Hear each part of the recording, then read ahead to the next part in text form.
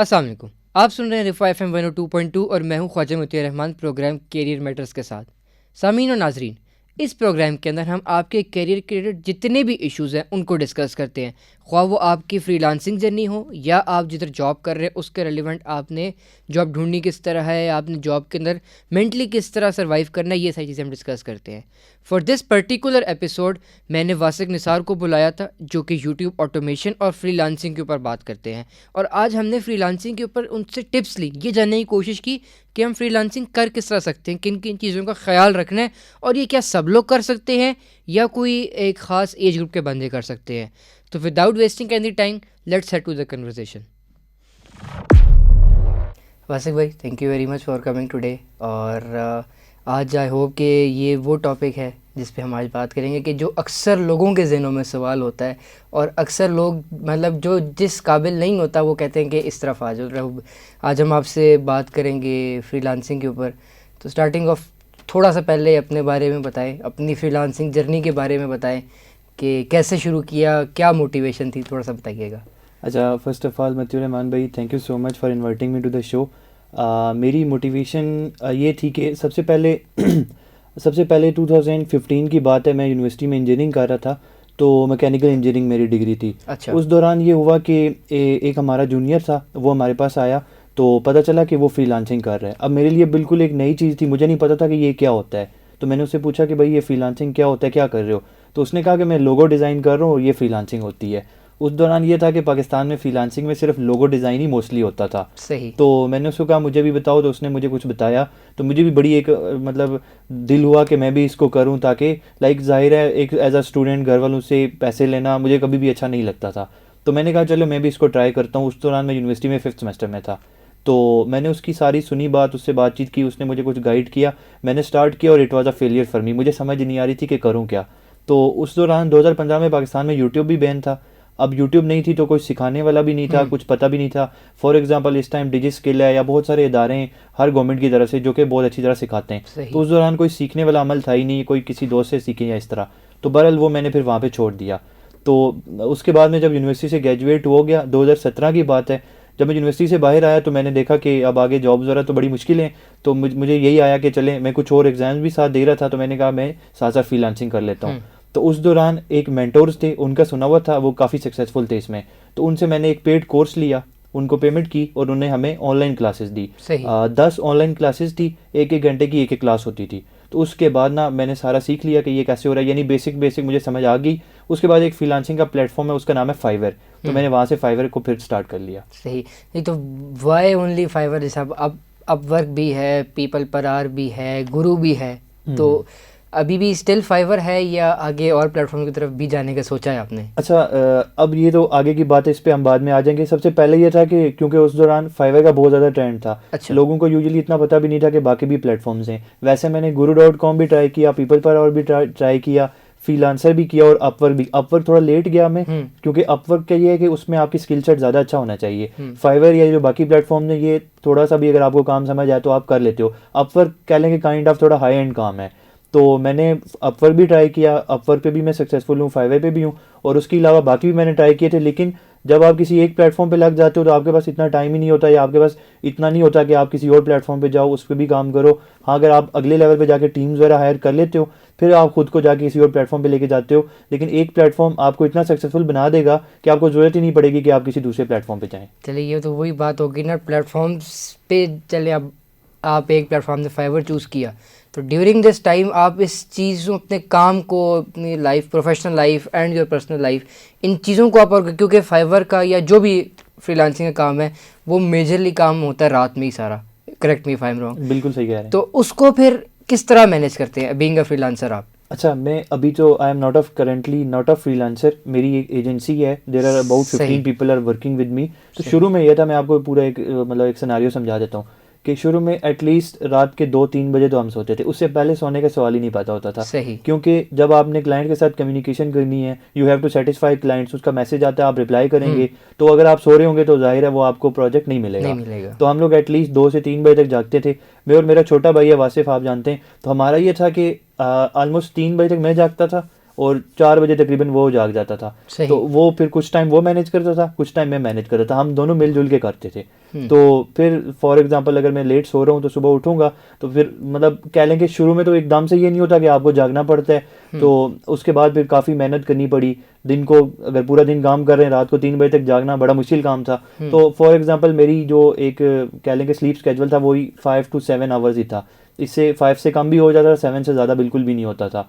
तो कह लें कि एक पूरा आपने, अगर आपके घर में कोई है, आपका कोई भी आपका भाई बहन है या कुछ भी, तो आप उनको भी ना एक आध मोबाइल में आप अपना लॉगिन दे सकते हैं कि ये मेरा जो अकाउंट है, अगर मैं सोया हुआ हूँ तो मैं रिप्लाई नहीं कर रहा तो आप इसको रिप्लाई कर लें। तो इस तरह करके भी आप इसको प्रोफेशनली हैंडल कर सकते हैं। थोड़ा बहुत अगर आप उनको समझा दें कि क्या होता है काम क्या है, स्किल के बारे में समझाएं तो ईजिली हो जाता है, इतना मसले वाली बात नहीं है। अब यहाँ पे एक और चीज़ वो आती है ना कि चले आपने जिस तरह बताया कि आपने अपनी डिग्री ख़त्म करने के बिल्कुल साथ को शुरू किया। अब कोई बंदा जो साथ साथ जॉब भी कर रहा है, वो सुबह जॉब कर रहा है, वो ये चाह रहा है कि वो फ्रीलांसिंग करें, तो थोड़ा सा उसके बारे में भी बताइए कि वो उसको फिर किस तरह लेके चले।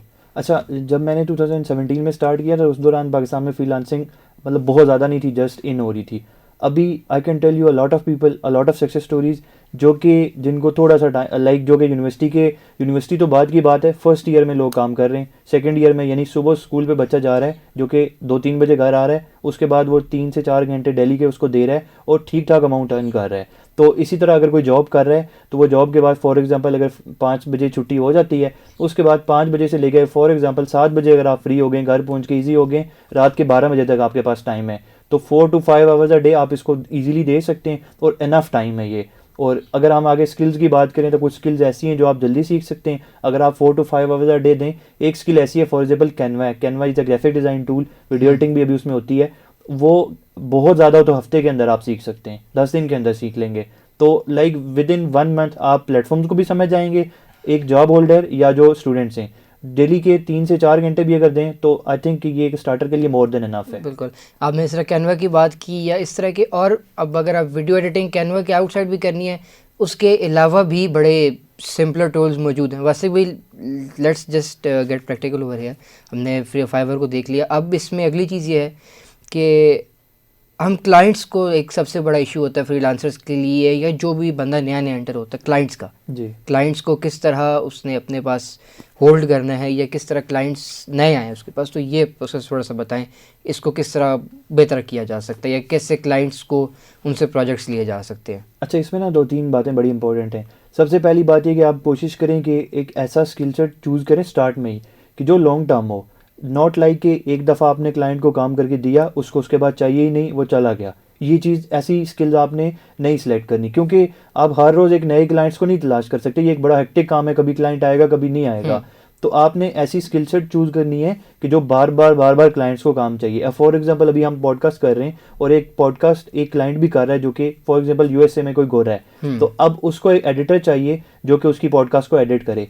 अब आपको पता है कि पॉडकास्ट एक दफ़ा एडिट नहीं होगी, आज भी हो रही है, महीना पहले भी हो रही थी, साल के बाद भी होगी, मतलब उसने जब वो एपिसोड रिकॉर्ड करेगा वापस आएगा और वो उसको रेगुलर काम चाहिए। तो आप जितना उसको रेगुलर काम आप ऑफर करेंगे, जितना अच्छी क्वालिटी देंगे, देखिए फॉर एग्जांपल अगर आपने पॉडकास्ट एडिट करानी है, आपको एक बेहतरीन एडिटर मिल जाता है और वो आपको आपकी टाइमलाइन लिमिट के अंदर रह के जल्दी आपको काम भी देता है, अच्छा भी देता है। और फॉर एग्जांपल अगर वहाँ पे वो $100 में उसको काम हो रहा है, यहाँ पे $50 में अगर आप उसको पॉडकास्ट एडिट करके दे रहे हैं, तो उसके लिए तो बेस्ट है। वो कभी भी ये नहीं होगा कि क्लाइंट किसी और की तरफ जाएगा। ये तो हो गया वो पहला क्लाइंट जिसको आप रिटेन कर रहे हैं। तो आपने स्किल ऐसी सेलेक्ट करनी है जिसका लॉन्ग टर्म काम हो। दूसरी बात ये कि अब जो आपने मज़ीद क्लाइंट्स को रीच आउट करना है, मज़ीद क्लाइंट्स लेने, उसके लिए आप, जैसे पहले आपने पूछा, आप फाइवर पे, अपवर्क पे, मल्टीपल प्लेटफॉर्म पे जा सकते हैं, आप फेसबुक पे जा सकते हैं, फेसबुक पे बहुत सारे ग्रुप्स हैं, उन ग्रुप्स में आप जा सकते हैं। उनमें फॉर एग्जांपल मैं आपको बताऊं कि जैसे यूट्यूब ऑटोमेशन है, अब यूट्यूब ऑटोमेशन जो मेरी स्किल है उसमें मेरा ही अपना ग्रुप है, 15 के मेंबर्स हैं उसके।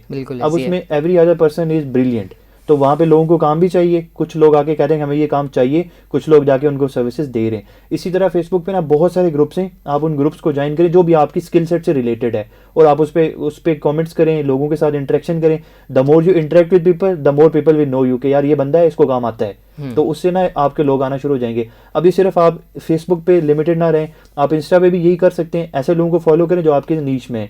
इसी तरह आप ट्विटर पे जाएं, मैं ट्विटर में पर्सनली काफ़ी एक्टिव हूँ, मैं उसमें भी देखता हूँ, वहाँ से भी बहुत ज़्यादा क्लाइंट्स मिलते हैं। फिर उसके अलावा लिंक्डइन पे आप जा सकते हैं, वो एक अलग दुनिया है। लिंक्डइन इज़ मतलब कह लें इस time it is better than Fiverr. उसके अलावा और बहुत सारे प्लेटफॉर्म्स हैं, लाइक जितने भी सोशल मीडिया प्लेटफॉर्म्स हैं उन सब पे जाएं आप, और आप अपनी नीश के लोगों को फॉलो करें और एक्टिव हो जाएं। डेली पे आप टाइम दें।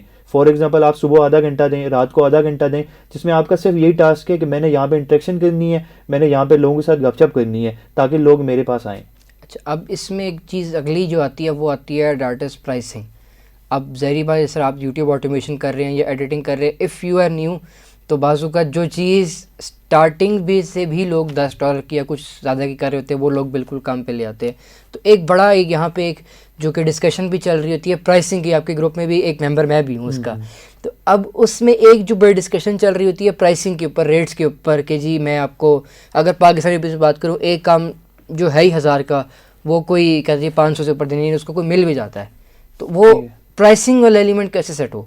अच्छा, प्राइसिंग का ये है ना कि फॉर एग्जांपल आप स्टार्टर है ना, तो आप प्राइसिंग पे फोकस ही ना करें। अब फॉर एग्जांपल आप अनपेड इंटर्नशिप भी तो करते हैं ना, कहीं पे आप जाते हैं अनपेड इंटर्नशिप करते हैं, 4 मंथ्स तक बड़ी बड़ी कंपनीज भी अनपेड इंटर्नशिप कराती हैं, ऐसे ही है। तो नो इशू एट ऑल। आप जाके आप अगर फॉर एग्जांपल आपको रेट लो मिल रहा है, कोई मसले वाली बात नहीं है, आपकी लर्निंग होगी, आप काम सीखेंगे। जब आप सीख जाएंगे तो वही क्लाइंट आपको कहेगा, अगर पहले वो आपको $5 दे रहा है, अभी $50 भी दे सकता है, बिकॉज आप उसका काम कर रहे हैं, आप उसको ब्रिलियंटली काम करके दे रहे हैं। तो प्राइसिंग जो है वो आप सेट कर लेते हैं। डेफिनेटली जब आपका एक्सपीरियंस हो जाता है, जब आप आगे निकल जाते हैं, तो उस दौरान आपके काम की क्वालिटी इतनी अच्छी हो जाती है कि आपको ज़रूरत नहीं पड़ती कि आप जाके बहुत लो एंड काम को ऑफर करें। आप अगर इस तरह का कोई आपके पास आता भी है तो सिंपली रिजेक्ट हिम, और हर कोई इशू वाली बात नहीं है। तो बस बेस्ट बात यह है कि पहले आपने क्वालिटी रखनी है, अपने काम में बेस्ट क्वालिटी रखनी है, उसके बाद आप जाके फिर ज़ाहिर कह सकते हैं। अगर क्वालिटी भी नहीं है, आपको काम भी नहीं है, एक्सपीरियंस भी नहीं है, और आप प्राइस भी बहुत महंगी कर रहे हैं, तो ये मेरे ख्याल में फेयर नहीं होगा। अब जिस तरह आपने यहाँ पे एक और चीज़ की कि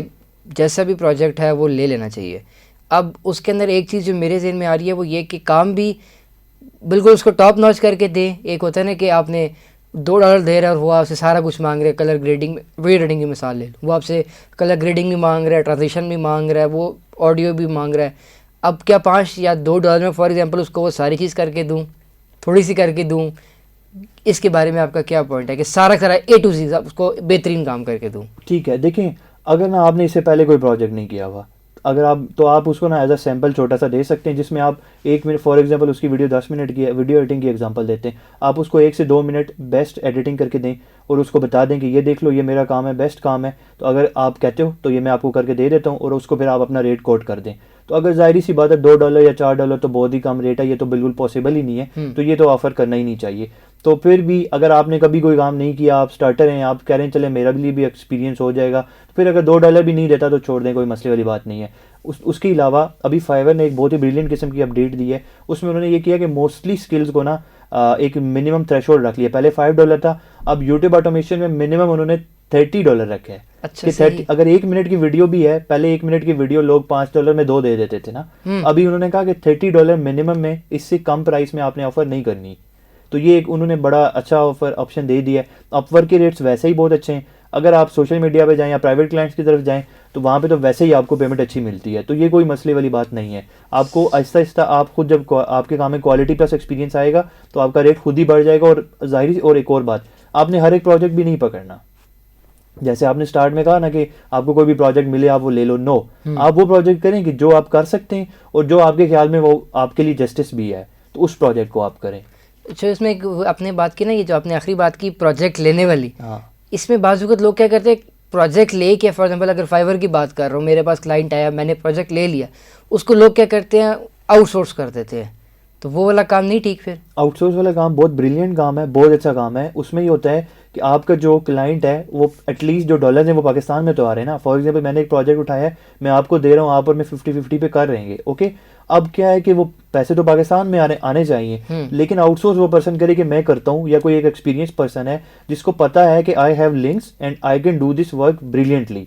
फॉर एग्जांपल आप ग्राफिक डिजाइनर हैं, आप मेरे दोस्त हैं, ग्राफिक डिजाइन का कोई प्रोजेक्ट आए मैं आपसे करा देता हूँ, वो तो बिल्कुल ओके है, आउटसोर्सिंग परफेक्ट है। लेकिन आप जिस स्टार्टर जा रहे हैं, आप एक प्लेटफॉर्म पे जा रहे हैं, आपको काम की समझ ही नहीं है, आप उसको कह रहे हैं भाई मैं तुम्हारे लिए वेबसाइट बना के दूंगा, $1500 का ऑर्डर ले लेते हैं। जब आप पाकिस्तानी मार्केट में ढूंढ रहे ना आपको कोई मिल रहा है, ना आपको पता है वेबसाइट कैसे होती है क्या है, तो वहाँ पे जाके ना ये बहुत ट्रबल होगी। उससे क्या होगा, मैं आपको पिछले दिनों में एक पोस्ट बताता हूँ जिसमें ये थी कि किसी अंग्रेज़ की पोस्ट थी जो कि यही फ्रीलांसर्स को हायर करता है। उसने ये किया था कि पाकिस्तानी फ्रीलांसर्स के जो मसले हैं वो क्या क्या है ना, प्रोज एंड कॉन्स क्या हैं। तो कॉन्स में उसने ये लिखा था कि ये कहेंगे मैं हर काम कर दूंगा, हालांकि इनको हर काम आता नहीं है। तो आप हर काम ना लो, एटलीस्ट वो काम लो कि जिस जो जो आपकी पहुंच में है। अब फॉर एग्जांपल मुझे इस टाइम 4 से 5 साल एक्सपीरियंस हो गया है, तो मेरे कह लेंगे वेबसाइट से भी रिलेटेड लोग हैं, एप्स डेवलपमेंट में भी हैं, अगर एनिमेशन के हैं, ग्राफिक डिज़ाइन, ऑलमोस्ट सब फील्ड में है।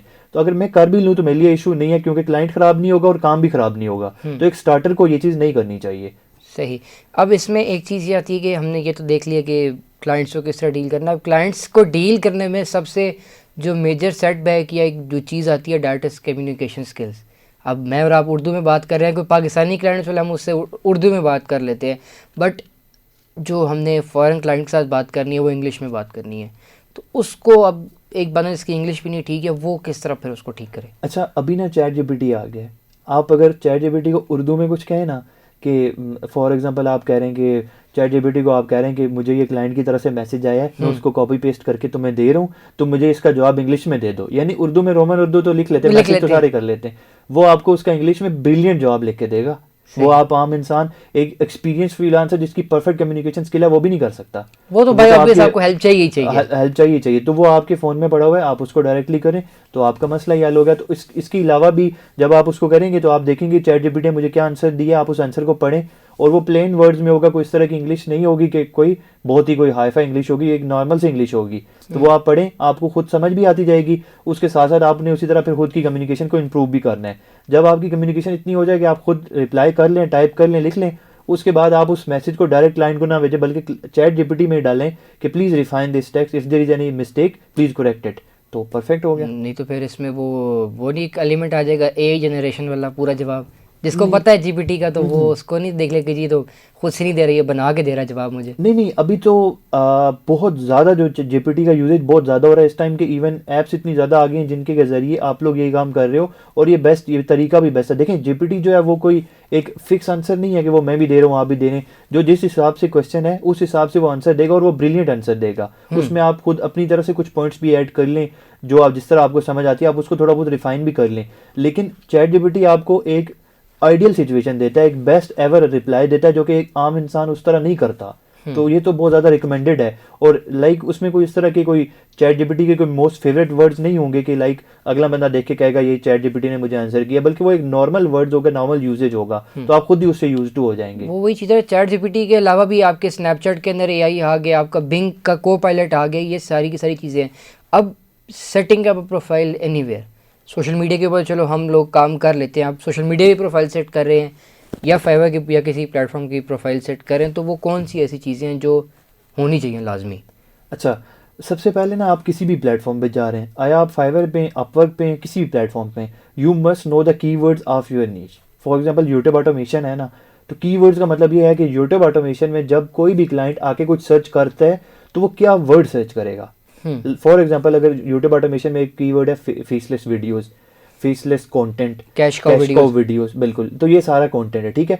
अब कोई भी आके जब ये सर्च करेगा, ये आपकी नीश के मेन कीवर्ड्स हैं, तो आपकी प्रोफाइल में आपके मेन कीवर्ड्स लाजमी इनकॉर्पोरेट होने चाहिए। आप इवन लिंक्डइन पे हैं, आप अगर फाइवर पे हैं, फेसबुक पे हैं, अगर आपकी फेसबुक प्रोफाइल पे भी यूट्यूब ऑटोमेशन लिखा हुआ है, आपकी पोस्ट भी यूट्यूब ऑटोमेशन से रिलेटेड हैं, आपकी कीवर्ड्स भी यूट्यूब ऑटोमेशन से रिलेटेड हैं, तो देखने वाला किसी और की तरफ जाएगा ही नहीं। और आपकी जो एसईओ होगी, आया वो फाइवर की एसईओ है, एसईओ अगर जिन लोगों को नहीं पता, एसईओ ये होता है कि आप सर्च में टॉप पे कितने आ रहे हो। फॉर एग्जांपल अगर कोई यूट्यूब ऑटोमेशन सर्च करता है तो मैं कितना टॉप पे आ रहा हूँ। तो जब मेरी प्रोफाइल पे वट एवर द प्लेटफॉर्म, उसमें जब बार बार YouTube automation, cash cow videos, faceless videos, top 10 videos, तो ये जब बार बार लिखा होगा तो ऑटोमेटिकली ना आप एसईओ में टॉप पे आ जाएंगे। तो सबसे इंपॉर्टेंट बात जो प्रोफाइल सेट करने में होती है वो एसईओ ही होती है, उसकी यानी कीवर्ड्स होते हैं। कीवर्ड्स आर वेरी इंपॉर्टेंट, और आपने प्रॉपर कीवर्ड्स ढूंढने हैं, लो कंपटीशन वाले कीवर्ड्स ढूंढने हैं अपनी नीश में, और उनको अपनी पोस्ट में, अपनी डिस्क्रिप्शन में जगह जगह इनकॉर्पोरेट करना है। अब इसमें एक इम्पॉर्टेंट चीज़ थोड़ा सा ये बताएं कि अब हमने ये बात तो कर ली कि कीवर्ड्स और मस आपने 2-4 जिक्र भी कर दिया।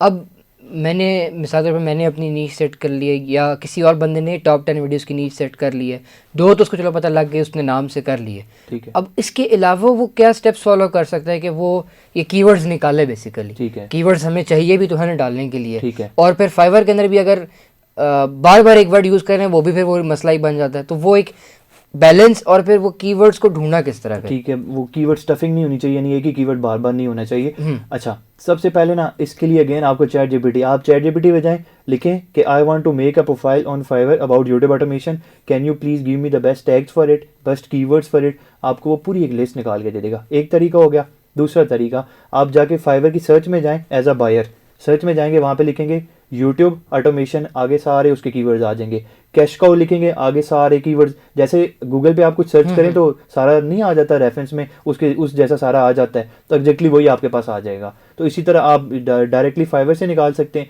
अगर आप किसी भी प्लेटफॉर्म पे, अगर आप इवन के इंस्टा पे, लिंक्डइन पे, किसी भी प्लेटफॉर्म, ट्विटर पे, तो आप जाके वहाँ पे लिखें टॉप 10, आगे आ जाएगा top 10 videos, top 10 viral content, viral videos, वो सारे कीवर्ड्स आपको आ जाएंगे। तो ये जिस प्लेटफॉर्म पे आप काम कर रहे हैं वही प्लेटफॉर्म आपको कीवर्ड्स भी दे देगा, बिल्कुल इजीली दे देगा। उसके अलावा फॉर एग्जांपल अगर हम फाइवर पे एक फीचर होता है सेलर प्लस का, तो वो सेलर प्लस में ये होता है कि वो आपको खुद बताता है कि इस कीवर्ड पे आपकी नीश में और क्या क्या कीवर्ड्स हैं जिनके कंपटीशन बहुत कम है और लोग उस पे काम करना चाहते हैं। तो वो सेलर प्लस शुरू में तो नहीं मिलता, एक ऑप्शन होता है, लेकिन इस टाइम मार्केट में बहुत सारे लोग ऐसे भी होते हैं वो जो कि कहते हैं कि मेरे पास सेलर प्लस है, अगर आपको कीवर्ड रिसर्च करनी है तो मैं आपको सेलर प्लस से देख के दे दूंगा। तो वो 200-400-500 रुपए में वो आपको दे देगा, कोई मसले वाली बात मतलब आज के दौर में अगर कोई ये बात कहे कि मुझे पता नहीं है, ये करना नहीं है, तो वो एक जो है वो सबसे बड़ी वो है।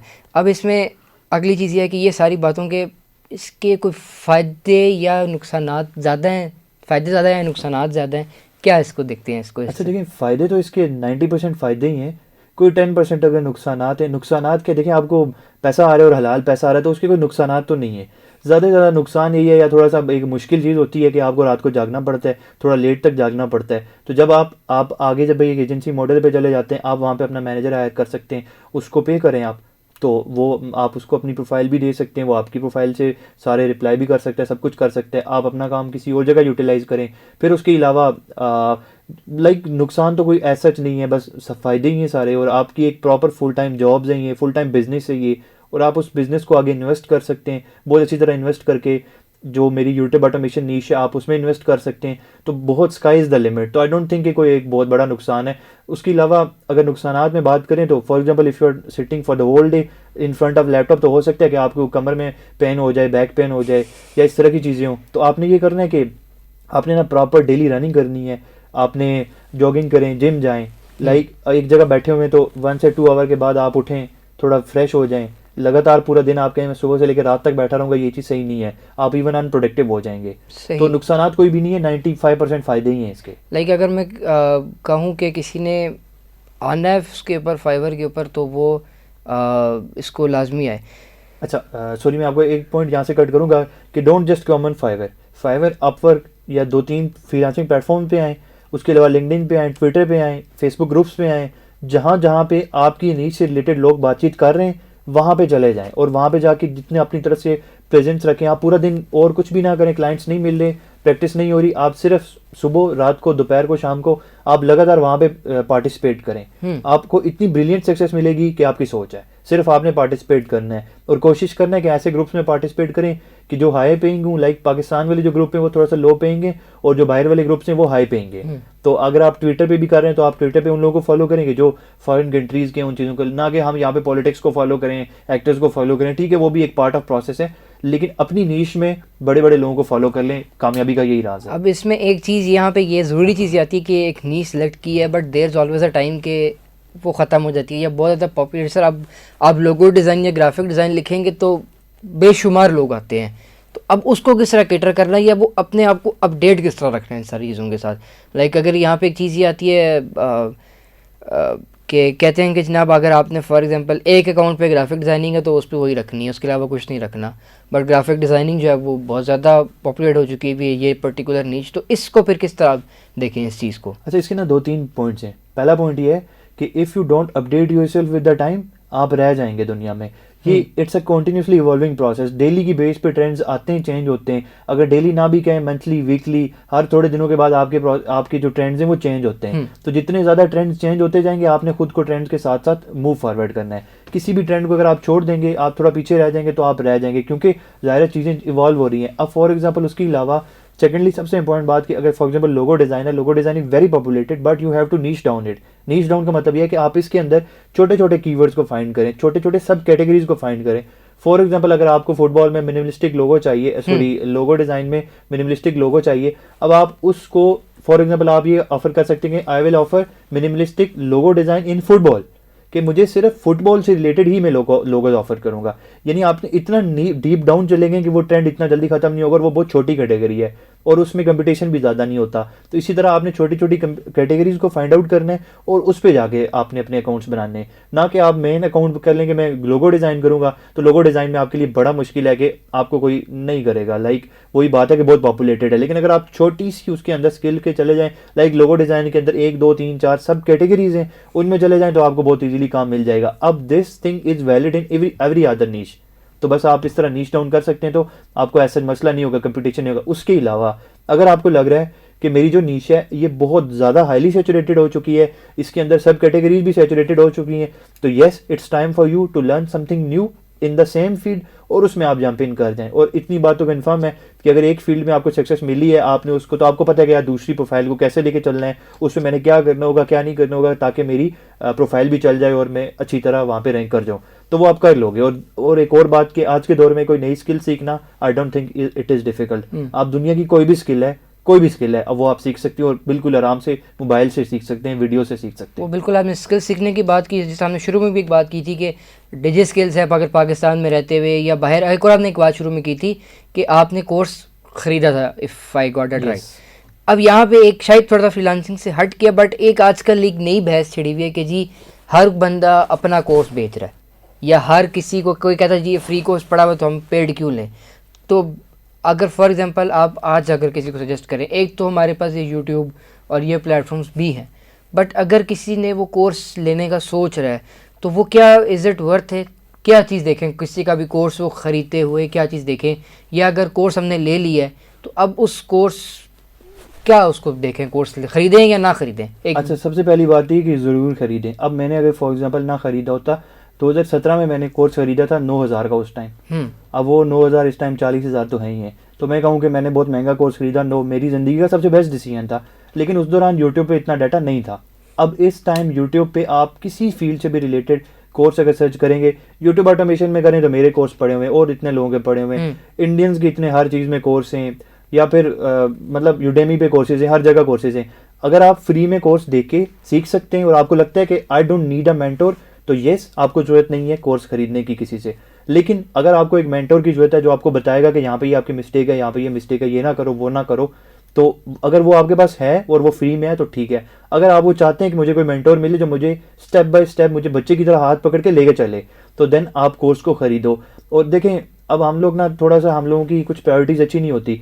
फॉर एग्जांपल हम बाहर जाके 5-7 हज़ार 10 हज़ार का खाना खा लेंगे, बिल्कुल ऐसे ही, लेकिन हम 10 हज़ार का कोर्स नहीं खरीदेंगे। भाई आप खरीदो, क्यों नहीं खरीद रहे? उससे अगर आपकी लाइफ में वैल्यू ऐड होती है तो आप वो खरीदो। उसके अलावा अगर आप कोई कोर्स खरीद रहे हो तो आप ये देख लो कि क्या इस कोर्स में कोई और कंपेटिटर भी हैं, यानी कि जिससे मैं खरीद रहा हूँ उसके कोई और भी कंपेटिटर हैं। फॉर एग्जांपल अगर आप ई कॉमर्स का कोर्स खरीदो, हो, सनी अली भी सिखा रहा है, साकिब अज़हर भी, और बहुत ज़्यादा लोग करा रहे हैं, तो आप देख लो कि यार किससे मेरी कंपेटेबिलिटी बन सकती है, किसके कोर्स अच्छे हैं, किसके रिव्यूज़ अच्छे हैं। थोड़ी आप अपनी ब्रेनस्टॉर्मिंग करें, थोड़ी रिसर्च करें, तो उसके बाद आप कोर्स खरीद लें। लेकिन अगर आपको लगता है कि मुझे इसकी ज़रूरत नहीं है तो आप फ्री कर लें, यूट्यूब से देख लें, बिल्कुल बहुत ईजिली आप देख सकते हैं। चल इस फ्रीलांसिंग की बात को ख़त्म करते हुए एक छोटी सी चीज़, क्योंकि आपने डिग्री भी की हुई है, आपके पास स्किल भी है, तो स्किल्स वर्सेस डिग्री इसको किस तरह लेके चले? ठीक है, लाइक सिर्फ स्किल काफ़ी है, डिग्री काफ़ी है, या डिग्री के साथ स्किल काफ़ी, या सिर्फ स्किल काफ़ी है? देखें मैं आपको एक सच्ची बात बताऊं ना, एक पर्सन जिसके पास जस्ट स्किल है और वो उसने मैट्रिक पास किया है कि यार मैं स्किल सीखूंगा, मैं डिग्री नहीं करूंगा, उसकी बातचीत में, और एक पर्सन जिसके पास डिग्री है, जिसने 4 साल यूनिवर्सिटी में गुजारे हैं, जिसने प्रेजेंटेशंस दी हैं, जिसने आगे खड़े होकर बात की है, जिसने ट्रिप्स अरेंज कराए, मतलब हर जगह वो करिकुलर एक्टिविटीज में पार्टिसिपेट किया, वो उसकी बात में और एक अंडर मैट्रिक की बात में कोई, क्या उनकी बात में एक बराबरी हो सकती है? कभी भी नहीं हो सकती। मतलब उसका इंटेलेक्चुअल लेवल और है, वो लोगों को जज और तरीके से कर रहा है। क्योंकि यूनिवर्सिटी वाला बंदा है, वो उसने 4 साल में उसने टीचर से डील किया है, उसने आपस में डील किया है, शायद प्रोजेक्ट्स, यूनिवर्सिटी प्रोजेक्ट्स करते हुए उसने मुख्तलिफ चीज़ों को देखा होगा। इफ़ यू अलाउ मी, मैं इस पे थोड़ी ज़्यादा डिटेल में बात करना चाहता हूँ, ठीक है? सबसे इंपॉर्टेंट बात ये देखें, स्किल की बात ये कि स्किल सीख के, for example video editing skill है, आप महीने के अंदर सीख लेंगे, पैसा तो आना शुरू हो जाएगा, लेकिन you will not know how to talk with someone. मैंने बात कैसे करनी है, मैंने किसी गैदरिंग में बात कैसे करनी है, ये चीज़ें एक तो फैमिली अपब्रिंगिंग भी होती है। चलें अगर आपकी फैमिली में अगर आपको लेके चले हैं तो वो भी बहुत ज़्यादा रोल होता है इंसान में, लेकिन यूनिवर्सिटी कॉलेज इन सब चीज़ों का भी रोल होता है। तो आई थिंक सो कि डिग्री इज़ रियली इंपॉर्टेंट, लेकिन वो डिग्री इंपॉर्टेंट है कि जिसमें आपका इंटरेस्ट है, जो आपको बेहतर लग रही है। अब जैसे हम लोग पहले भी बात कर रहे थे, अब फॉर एग्जाम्पल आप अगर आपको BA CS में इंटरेस्ट नहीं है, आपको कंप्यूटर में इंटरेस्ट नहीं है, आपको प्रोग्रामिंग से नहीं बनती, तो आप उसमें कैसे सर्वाइव कर सकते हैं? अगर आप उसमें सर्वाइव कर भी लें तो आप जब आगे जॉब में जाएंगे वहाँ पे भी आप रोएंगे। उसकी निस्बत मैं आपको अपने भाई की एग्जांपल दूं, वासिफ की। अब उसको शुरू से ही फर्स्ट ईयर मैट्रिक के बाद जो फर्स्ट ईयर है उसमें उसने अर्निंग भी स्टार्ट कर दी थी, और उस टाइम से लेके अभी उसका लास्ट सेमेस्टर है, कभी भी उसने घर वालों से पैसे नहीं लिए, बल्कि वो देता है। तो वो वजह क्या है कि वो आगे जो डिग्री कर रहा है वो अपनी फील्ड में कर रहा है, अपनी इंटरेस्ट में कर रहा है। उसको पता है कि मेरा वीडियोस बनाना इंटरेस्ट है, मैंने वीडियोस बनानी है, मैंने यूट्यूब के लिए वीडियोस बनानी है, वो जाके मैथ्स कॉम की डिग्री भी कर रहा है। और बिलीव मी, कितनी दफ़ा उसने ये कहा है कि मुझे किसी सब्जेक्ट का पता ही नहीं होता था, लेकिन जो टीचर बता रहा होता मुझे सारा पता था। या जो सॉफ्टवेयर टीचर समझा रहे होते हैं फिल्म से रिलेटेड, आपको पता है, तो वो सारे सॉफ्टवेयर उसको पहले से ही आते हैं, उसको प्रीमियर आता है, आफ्टर इफेक्ट्स आता है, एडिटिंग के सारे सॉफ्टवेयर आते हैं। तो वो जाके क्लास में क्या करेगा, वो तो वहाँ पे सिखा सकता है अच्छी तरह। तो सिर्फ बात यह है कि अगर आप अपनी फील्ड में जाएंगे, अपनी इंटरेस्ट में जाएंगे, आपको पता है कि ये फील्ड मेरे लिए अच्छी है, मुझे ये पसंद है, तो उसमें आप बहुत अच्छी तरह आगे चल सकते हैं। तो सिर्फ आपने अपनी पसंद की, जो आपको बेहतर लगे, उस डिग्री में जाना है। अब कुछ और बातें मैं यहाँ पे करना चाह रहा हूँ। प्लीज। अगर आपको डिग्री में इंटरेस्ट नहीं है, आपको लग रहा है कि यार मैं पढ़ने वाला बच्चा ही नहीं, अब देखिए हर एक बच्चा तो नहीं पढ़ता। हमारी क्लास में सारे लोग थे जो कि मैट्रिक में थे, स्कूल में, क्या उन सब ने डिग्री यूनिवर्सिटी में गए? नहीं गए। तो अगर आपको लग रहा है कि यार मुझे नहीं यूनिवर्सिटी जाना, मुझसे नहीं पढ़ा जा रहा, मुझे आसान से आसान डिग्री भी मुझे नहीं हो रही, मुझे नहीं दिल कर रहा, तो यार आप डिग्री ना करो, फिर आप उस दौरान जाके स्किल ले लो, और या अगर आप कोई और जॉब करते हो, कुछ करते हो, आप काम करो। तो ये सारी बात है, लेकिन डिग्री का आपकी लाइफ में बहुत ज़्यादा रोल है। और स्पेशली अगर आपको बिल्कुल भी कुछ नहीं हो रहा, तो मेरी आपसे ये रिक्वेस्ट है कि कुछ बड़ी आसान सी डिग्रीज होती हैं, आप वो कर लो, कुछ ना कुछ आपको ज़िंदगी में वैल्यू आ जाएगी। लेकिन डिग्री के साथ साथ आपने स्किल साथ सीख के, स्किल तो साथ साथ चल सकती है, लेकिन डिग्री साथ साथ नहीं चलेगी। तो डिग्री के साथ साथ, जैसे हमने शुरू में बात की, आप if you give 4 to 5 hours a day, आप बहुत आसानी से एक स्किल सीख सकते हैं। कोई भी स्किल है, बड़ी से बड़ी स्किल है, और आप उसको बहुत अच्छी तरह मैनेज भी कर सकते हैं और कामयाब भी हो सकते हैं। तो ये वाली बात जो आपने डिग्री ना करने वाली की, ये बात अम्मी अबू कैसे समझाएं?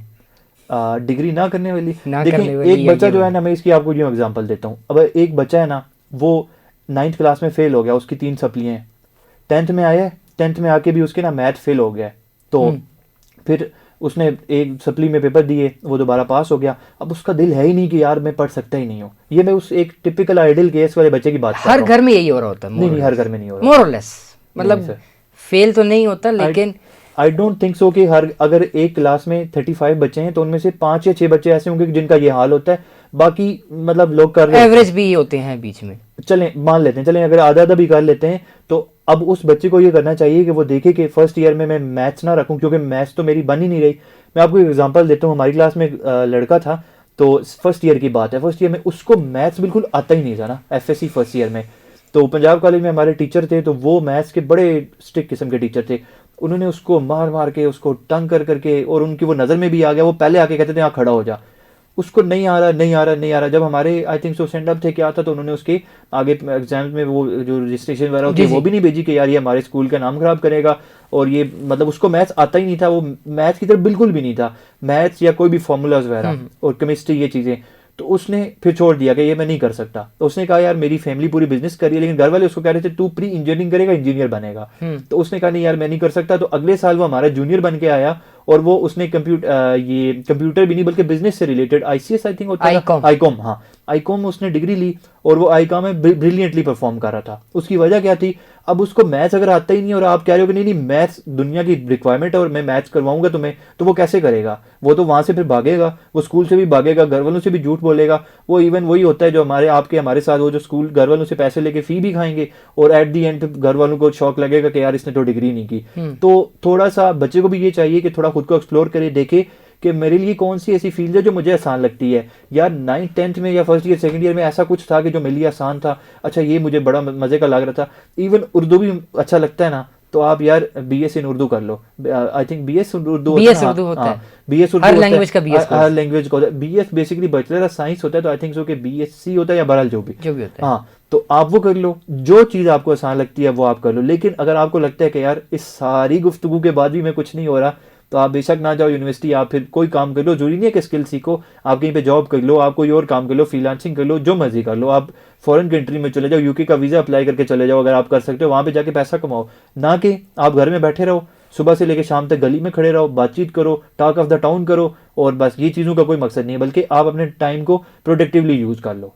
मतलब मुझे आपकी बातों से शायद बहुत सारी मेरे अपने सवाल थे जिनका आपने जवाब दे दिया। एंड आई होप सो कि जो शायद इस हमारी कन्वर्सेशन को बाद में भी सुनेंगे तो उनको शायद कुछ बातें सीखने को मिलेंगी। तो एट द एंड वासिफ भाई, thank you very much for being part of the show, और आप आए स्पेशल इसके लिए, तो थैंक यू वेरी मच। और आखिर में अगर आप कोई बात कहना चाहें, कैमरा आपके सामने, आप कोई बात किसी को बताना चाहें डायरेक्टली, तो आप बता सकते हैं। अच्छा, आपका भी बहुत बहुत शुक्रिया, आपने मुझे इनवाइट किया, तो बड़ा अच्छा लगा मुझे गुफ्तगू करके। और उसके अलावा मेरी बस यही आपसे रिक्वेस्ट है कि आप लोग घर वालों का टाइम ना ज़ाया करें। लाइक घर वाले आपको स्कूल भेज रहे हैं, आप स्कूल से भागे हुए हैं, कुछ और कर रहे हैं। अगर आपका ये जो हमने सारी डिस्कशन की, अगर बिल्कुल कुछ नहीं हो रहा, तो आप कहीं पे जाके जॉब कर लें, नॉर्मल जॉब कर लें। आपको और कुछ भी नहीं है, दुबई का वीज़ा लेके जाएं, वहाँ पे जाके जॉब कर लें। पाकिस्तान में करें कि बाहर करें, लेकिन जॉब करें, अपना टाइम नहीं ज़ाया करें, गलियों में ना खड़े हों, बाहर ना फिरें तुरें।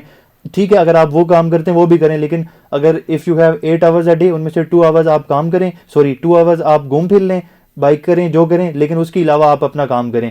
अगर आप आज इस सिचुएशन में जाके काम अपने आप को स्टेबलाइज कर लेंगे, तो आप आगे भी, आपके लिए फ्यूचर बहुत अच्छा होगा। मैं इसको समराइज इस तरह करूंगा कि मेरा एक कज़न है, 9th क्लास में उसने काम शुरू किया था, 9th क्लास में, और अभी वो फर्स्ट ईयर सेकंड ईयर में है। उसकी अपनी गाड़ी है, अपना घर है, सब कुछ उसने अपने पैसों से लिया है। बच्चा है, वो 9th क्लास में और साथ पढ़ाई भी कर रहा है। तो आप लोग भी कर सकते हैं, और best of luck from me, good luck. Thank you very much Wasif भाई, अगेन थैंक यू। you. आप सुन रहे थे प्रोग्राम कैरियर मैटर्स, और इस पे मेरे साथ गेस्ट मौजूद थे वासिक निसार, जिनके साथ मैंने फ्रीलांसिंग के ऊपर बात की, और फ्रीलांसिंग आखिर है क्या, ये कौन लोग कर सकते हैं, किस तरह की जाती है, और किन किन बातों का ख्याल रखना है। आप ये प्रोग्राम हमारे फेसबुक और यूट्यूब के ऊपर भी देख सकते हैं। अगले हफ्ते जब हम दोबारा मिलेंगे एक नए मौजू के साथ, एक नए मेहमान के साथ, तब तक के लिए अपना ख्याल रखें। सुनते रहें रिफा FM 102.2 को। ख्वाजा मोती रहमान को इजाज़त दीजिए। अल्लाह ने के बान।